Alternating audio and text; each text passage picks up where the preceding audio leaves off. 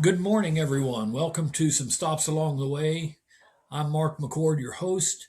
This is a podcast that focuses on some of the most interesting countries in the world through the lens of my work there, but also highlights their history, their culture, and their geopolitics. For the last several weeks, we've been heavily immersed in a thematic area called Islam's fault line. And today we want to continue along that theme. We've already delved into some extremely interesting Islamic countries, but today we're going to pick up one of the most important, at least over the last, let's say, 20 years or 30 years. It's a country that I waited as long as I felt like I could to do an episode on. It's not one that I really even want to focus on, but it is important. And so today we are going to delve into a country that made a great impression on me, but one that I certainly don't have as much experience in working in as some other countries, and that is Iraq. Now, some of you who know me may be surprised by the fact that I did not work in Iraq on a long term assignment. I did some short term assignments there, especially since I am a post conflict specialist. But one of the reasons I didn't work in Iraq long term is because I was in Afghanistan for so long. I was in Afghanistan for almost 4 years. And this is at a time when a lot of the work, the reconstruction work in Iraq was going on. And so I missed a lot of that just because I was focused elsewhere. But I did do some TDYs there, and I have some observations that I want to share with you today. The fact is, though, regardless of my tenure there, there's no way you can talk about Islam's fault line and skip Iraq. There's simply no way. So we're going to jump into it. Why is Iraq unique? Well, for several reasons, but quite frankly, there are places in the world that don't just sit on a map. They sit on your chest. And Iraq is one of those. Iraq presses into you, it reshapes you, it leaves you with the kind of permanent ache that many other countries don't. Afghanistan did that for me. There are countries in Africa that did that for me. But I will say that even in my shorter term trips to Iraq, it is one that left an indelible mark on me as a person and on my career. When I think about Iraq, I don't start with geopolitics or history.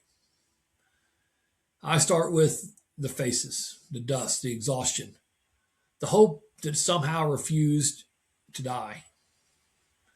I start with the strange, surreal world of the International Zone. When I was there, we called it the IZ. Before that, it was called the Green Zone. By the time I arrived, it was called the IZ. But before we get there, before we stop and look at Iraq in detail, we need to really understand the land itself. Because you see, Iraq is not just a country, it's a cradle, it's a crossroads, it's a collision point of empires, of faiths, of tribes, and of ambitions. It's a story of humanity trying again and again to build something that lasts. When you talk about the history of Iraq, I mean, literally volumes and volumes have been of books have been written and documentaries made about Iraq's history. So I don't intend to go deeply into it here because I couldn't do it justice. You see, Iraq's story begins long before the country even existed, long before borders, long before the idea of a nation state. It began with Mesopotamia, the land between the rivers. the iconic Tigris and Euphrates. Sumer gave us writing. Akkad gave us the first empire. Babylon gave us law and mathematics. Assyria gave us administration and military operations. This land has always been a place where ideas were born and battles were fought, a place where soil has a memory and it remembers everything. Baghdad became the beating heart of the Islamic world in the 8th century. Under the Abbasids, it was a city of scholars, poets, astronomers, physicians, and philosophers. The House of Wisdom was the greatest library of its age. People talk about the library in Alexandria, Egypt, but the House of Wisdom was certainly a rival of that iconic library. Even in the darkest years of war, Iraqis carried that memory that their country was meant for more. For centuries, Iraq was divided into 3 Ottoman provinces: the province of Mosul, the province of Baghdad, and the province of Basra. 3 regions, 3 identities, 3 different relationships to power. When the British arrived after World War I, they stitched the provinces together into a single state. But stitching is not the same thing as healing. And all of the machinations of the British gave rise to what is now the modern state of Iraq. And you can't talk about the modern state of Iraq without talking about Saddam Hussein. Saddam rose through the Ba'ath Party, a movement built on Arab nationalism, secularism, and authoritarian control. His rule was marked by brutal repression, militarization, patronage networks, a cult of personality. He was both a tyrant and, for some Iraqis, a symbol of stability, especially if you were a Sunni. From 1980 to 1988, Iraq and Iran fought one of the deadliest wars in the 20th century. 1 million people died. Entire towns were erased. Chemical weapons were used. Iraq emerged financially broken and emotionally exhausted. The Iran-Iraq War wasn't an 8-year bloodbath between 2 neighbors. It was a crucible that reshaped the Middle East and locked the United States into a foreign policy posture that still defines the region today. It's impossible to understand the Gulf War, the 2003 invasion, or even the rise of ISIS without understanding what happened between 1980 and 1988. So here is a synopsis of what happened. When the Ayatollah Khomeini overthrew the Shah of Iran in 1979, and we talked about that several episodes ago, the shockwaves hit every capital in the Middle East. The Islamic Revolution terrified Sunni Arab monarchs, especially Saudi Arabia and Kuwait, who feared their own Shia populations might be inspired. Saddam Hussein was not fearful. He saw it as an opportunity. He believed Iran was weak after the revolution. He believed the new regime was disorganized. And he believed he could seize disputed border territories and emerge as the dominant Arab power. But he was wrong on every count. What occurred became a war of attrition, a World War I style stalemate. It was marked by human wave attacks by Iranian Basij volunteers, trench warfare stretching for hundreds of miles, chemical weapons deployed by Iraq, ballistic missile exchanges targeting cities, and oil tankers attacked in the Persian Gulf. It was a war of exhaustion, not of strategy. By the mid-1980s, both countries were bleeding out, economically, militarily, and demographically. Of course, the United States had to choose a side, but it wasn't quite that easy. What ultimately occurred cemented U.S. foreign policy, as I said before.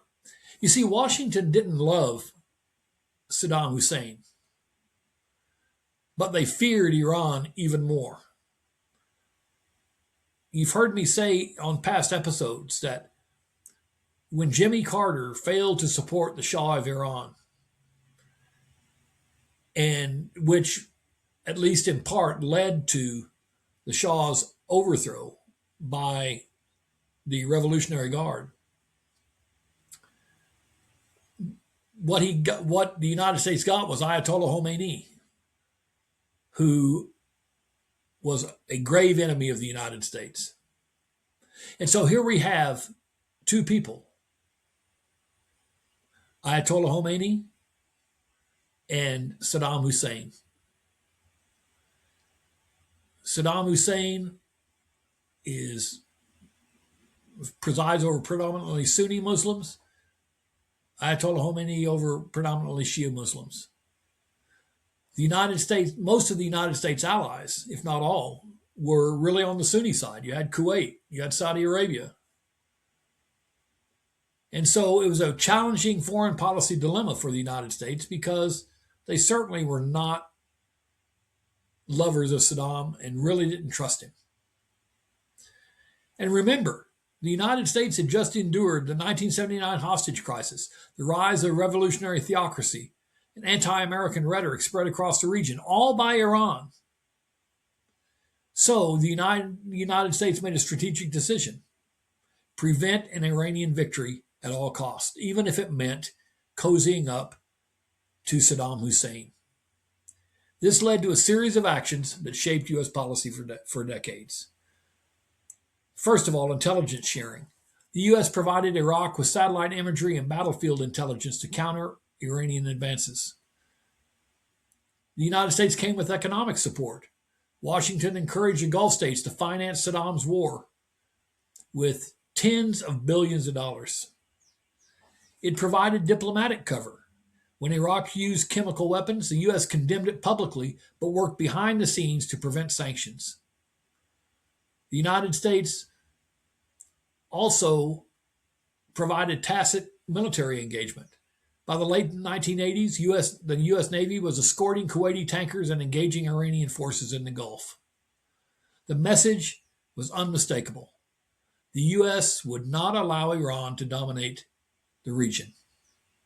And that doctrine still shapes American foreign policy today, and we're seeing that really exacerbated now with the ongoing conflict between Israel, the United States, Iran, and U.S. allies within the region. The war between Iran and Iraq finally ended in 1988.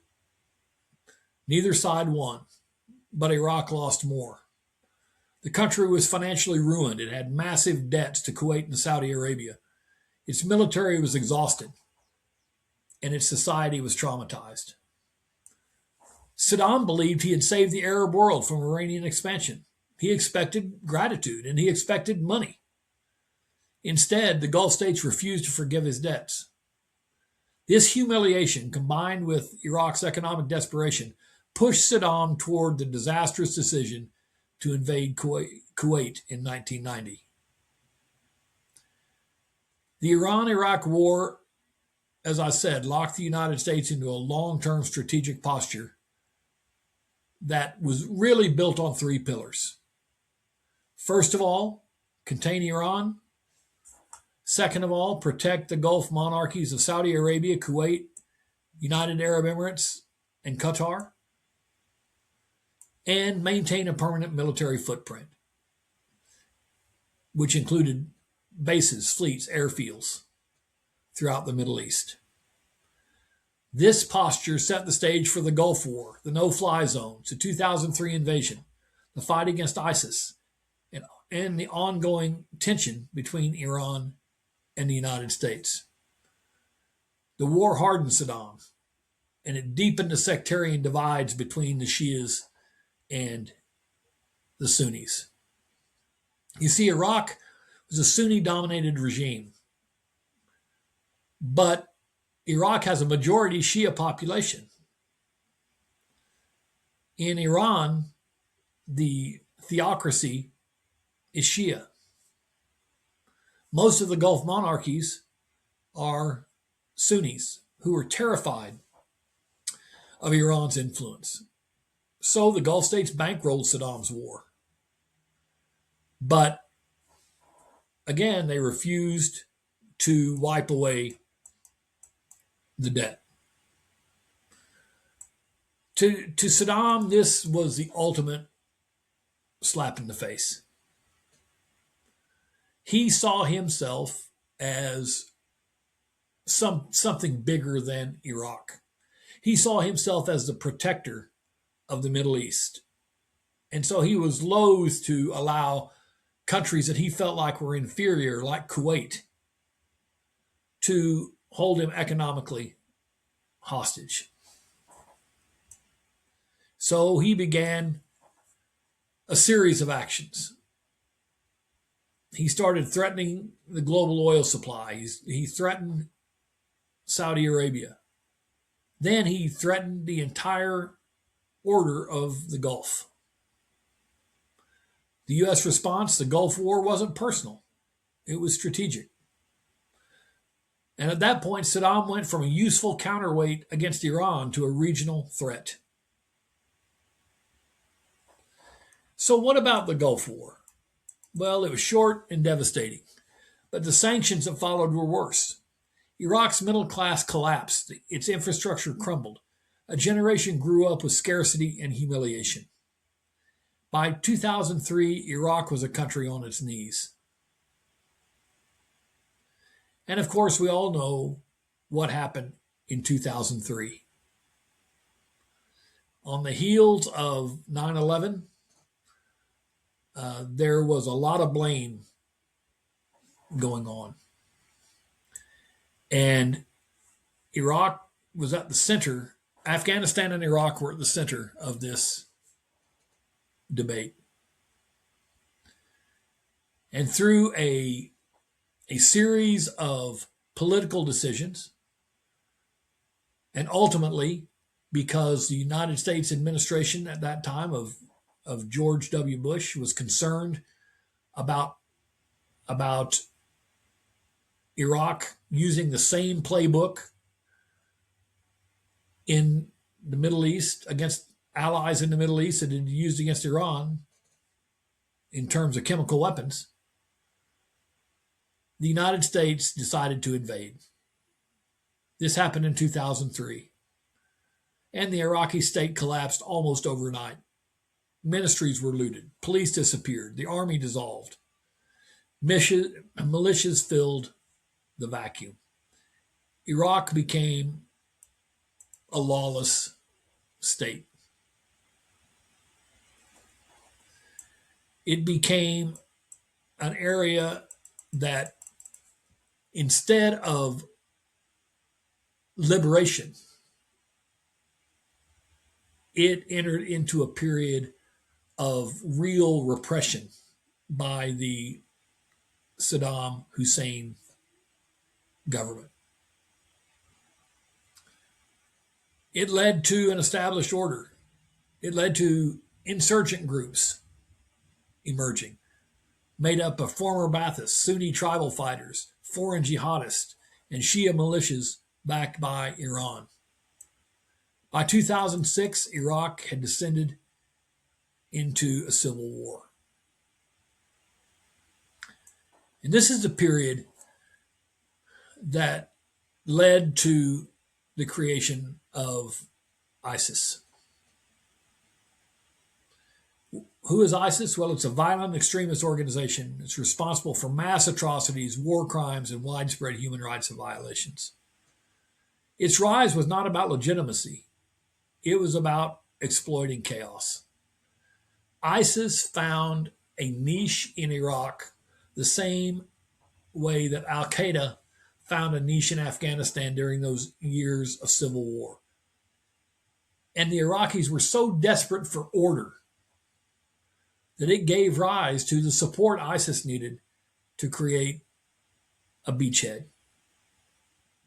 You see, there was a power vacuum after 2003.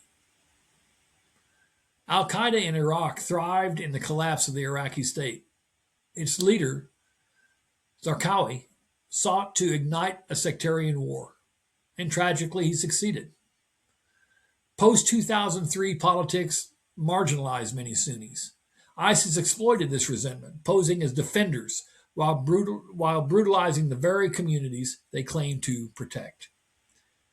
This also was a time of the Syrian civil war, and Syria collapsed, which gave ISIS a sanctuary, resources, and momentum.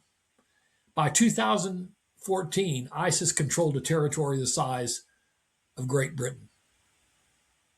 And of course, they took a major stronghold of Mosul. But see, Mosul didn't fall because ISIS was strong. It fell because the Iraqi state was weak and corrupt and deserted. It fell because of the chaos.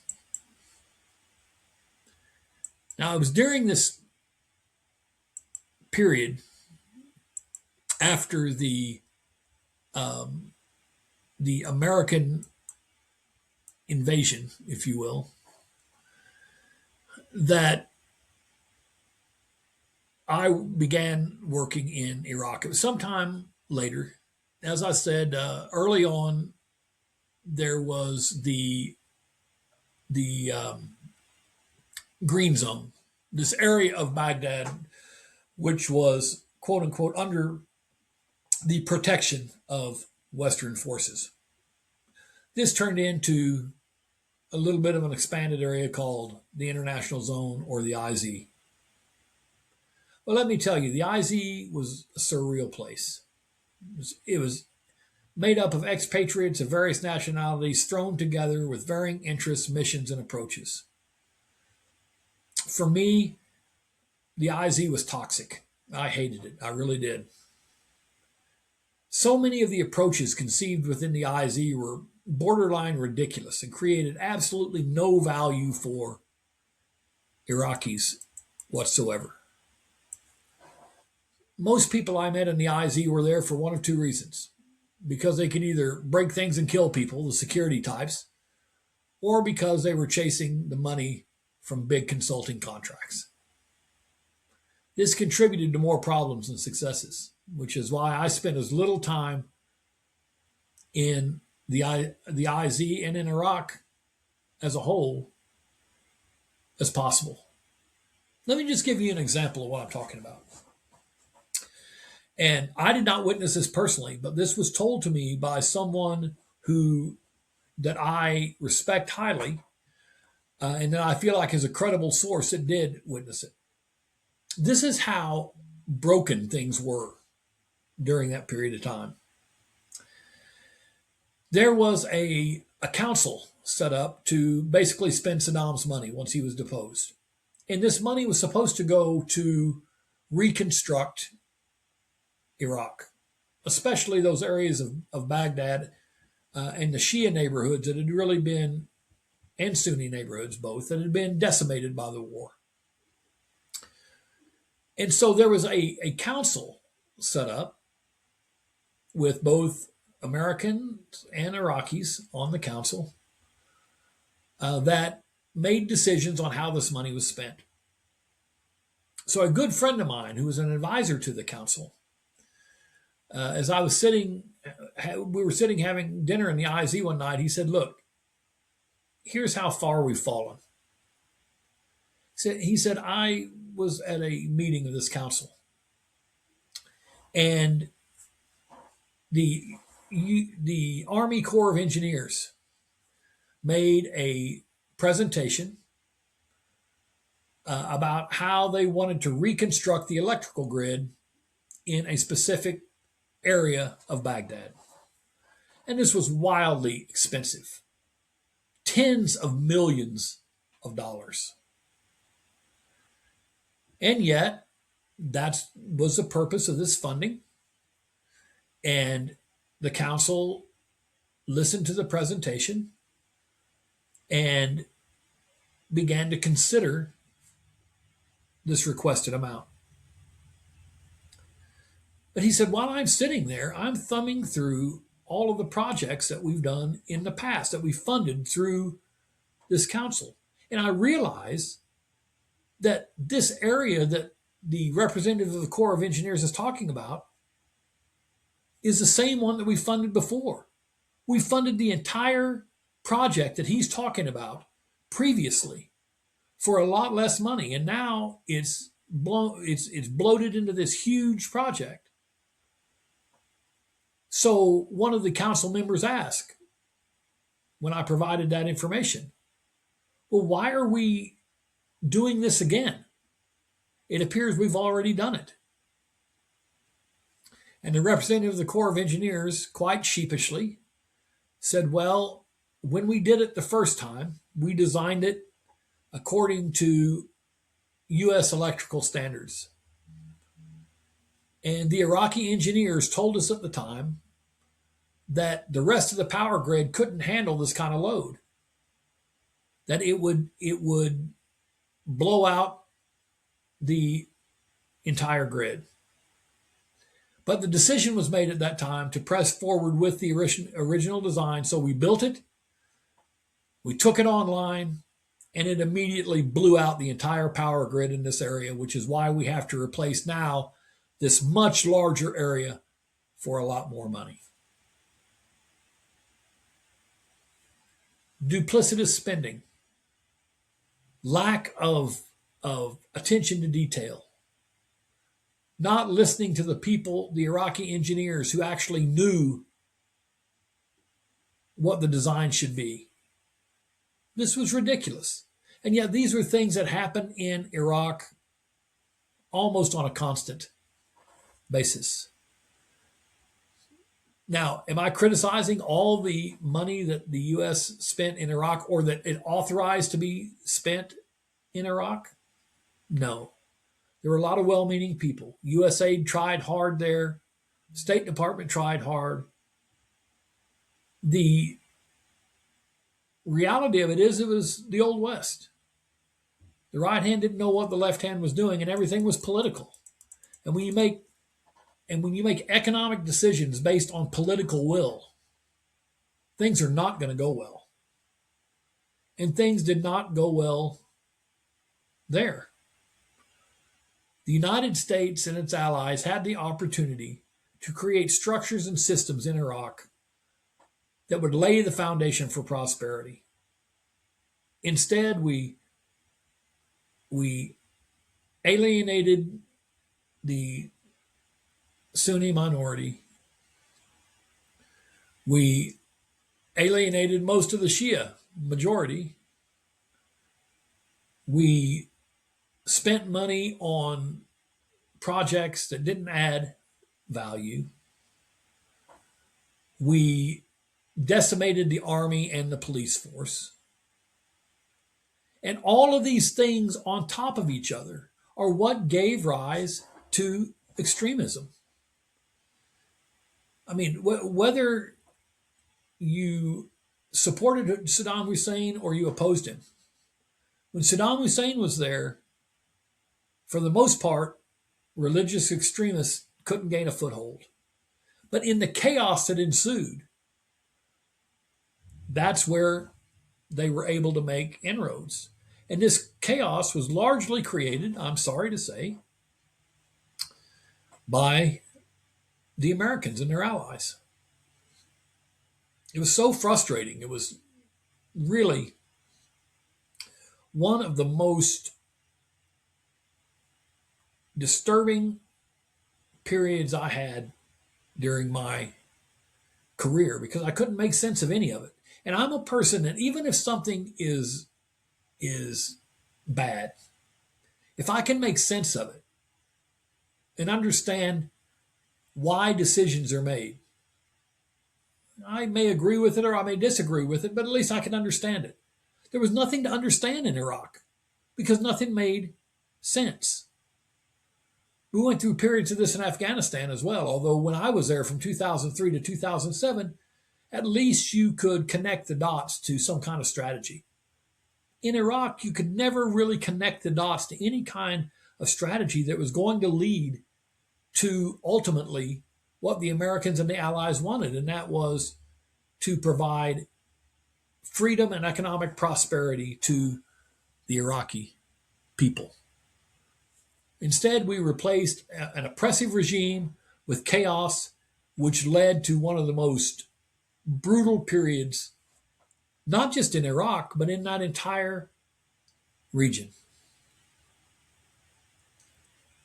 On my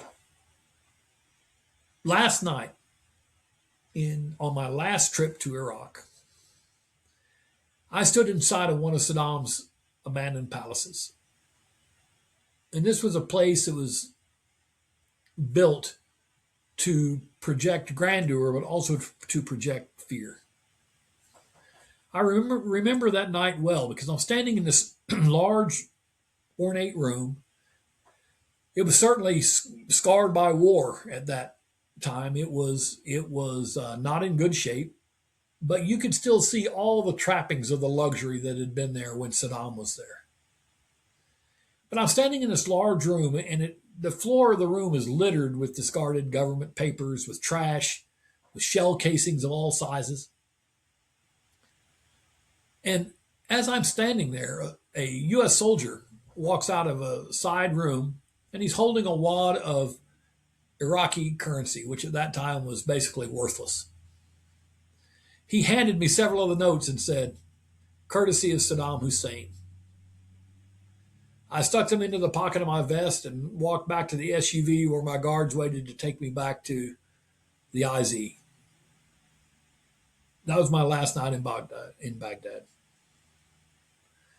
And the short time I spent in Iraq reminded me of what happens when good intentions go wrong, when aid doesn't work, when the pursuit of money and ideology outweighs common sense. And I'm telling you, for all the shortages in Iraq during that time, and I'm talking about shortages of food and shortages of water and shortages of cash, the most debilitating shortage in the country during that time was a shortage of common sense. There was virtually no rational decision making going on. And I lay that at the feet of an institution and people that I really respect. I don't think they intended to make a mess of Iraq. But the fact is, they made one. And once they made one, they didn't know how to clean it up. Zalmay Khalilzad, who was ambassador in Afghanistan for part of the time I was there, was also ambassador in Iraq. And it was like two different people. In Afghanistan, he tended to make decisions that someone made sense. Now, in my opinion, he was too political, but I could deal with that. He tended to extol U.S. foreign policy in the right way and keep things moving, at least at the time that I was there, in the direction that all of us could see, at least, as I said, connected the dots. But in Iraq, chaos, nonsense. That's not to say everything failed. Everything didn't fail. But even where you have successes with no real strategy or no real vision behind it, those successes become silos. They become one-offs. There were very many successful projects there, which my company, I'm glad to say, led many of them. But the fact is that those successes were largely negated by the fact that the country was spiraling out of control. What does this tell us? Well, if you facilitate regime change, you'd better have a plan B. you'd better understand what comes next. You'd better have either an opposition or someone that you can trust be able to step in and take charge in that country. We had that somewhat in Afghanistan with Hamid Karzai, although I consider Hamid Karzai to be a non credible individual who ultimately was both a weak leader and turned his back on the very people that put him in power, which is the United States. But in Iraq, we didn't even have that. After Saddam, it was as though we had no plan at all. It was like burning your own house down and then realizing you have no place to live. Didn't make sense at all. None of it made sense. And anyone who was sitting in the IZ while I was there, having a rational conversation, agreed that there really is no vision, there's no strategy. So you had to really get your mind around the work that you were doing, try to do it to the best of your ability, but know that it was a puzzle piece to a puzzle that had too many missing pieces. You couldn't reconstruct the picture on the front of the puzzle box because there was no picture on the front of the puzzle box. And if there's no picture, then how do you know how the pieces fit? And if you have missing pieces, even if you do have the picture, you're never going to be able to complete the puzzle. It was the singularly most debilitating and undermining time of my career because you just felt lost. And as I said, I was just doing short-term TDY projects there, trying to my best to help those who were trying to sort their way through this maze. So if I was frustrated, I can assure you they were even more so. Or I'll say this, there were those who were even more frustrated because they were there longer and they were there full time. And there were also those who were there longer and full time who weren't frustrated at all because they didn't care. They were making their money. Their bank accounts were getting fat. Why does it matter? American, European contractors that were bidding on contracts in Iraq, not one of them. I would seriously doubt that one of them asked, okay, does this make sense? Do we want to be involved in this? No. They bid on the contract. They took the money. They executed the contract. It wasn't their job to ask if it made sense. It was their job to cash the check for doing the work. And the people who were supposed to be asking if it made sense were either so distracted or so much under pressure to move money that they missed it. To understand how this happened, you really have to understand how foreign assistance works. And it's not just the United States, but I'm most familiar with U.S. foreign assistance and U.S. aid and how it worked. When they would let a contract, and this was on the consulting side, their contracts for infrastructure were a little bit different. But they would provide the contractor with an amount of money. And that money had to be liquidated. You had to spend the money. You were under pressure to spend the money. If you didn't spend that money quickly enough, pardon me, if you didn't spend that money quickly enough, you lost the money. They shut down your project, you lost the money. So you not only had to spend the money, you had to spend it quickly. And when in doing that, sometimes you didn't design a project in the right way, you didn't think it through in the right way, you weren't strategic about what you were doing because you had to move the money. You had to spend. Okay, you didn't gain anything by saying, "Oh, look, we fulfilled our mission, but we saved the United States $20 million." If you saved $20 million, that meant that you lost money because a portion of that $20 million would have gone to your company through indirect rates. So there was zero incentive for saving American taxpayers' money. It was about spending. And that's sometimes what leads to the debacles, the numerous debacles that we got into in Iraq. I think I'm going to stop right there.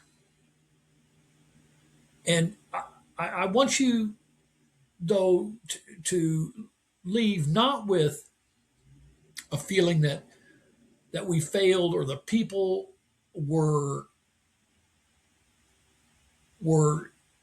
disingenuous, although some were. I mean, some were there to game the system and cheat the system. That happens anytime there's big money flowing. But most of the mistakes that I saw made in my TDYs there, and that those friends of mine who were there long term saw made, were not errors of commission, they were errors of omission. People just not asking the right questions. People that were under pressure to move money. People who didn't have any historical perspective, who didn't understand the culture, who were trained to do things a certain way and who looked through a lens like this instead of one like this. They didn't intend to make a mess, but boy, they made one. And those trying to clean it up were trying to clean up a massive mess with the equivalent of a toothbrush. So even if you were successful, the mess and the stink of that mess would come right back. That's why, even with all the challenges in Afghanistan, I felt like we were accomplishing something there. And I'm glad that the times that I had the chance to go on long-term assignments in Iraq, I didn't do that. I stayed in Afghanistan and later on in Cyprus and did work that I felt was meaningful, that would last, that could connect with some strategy.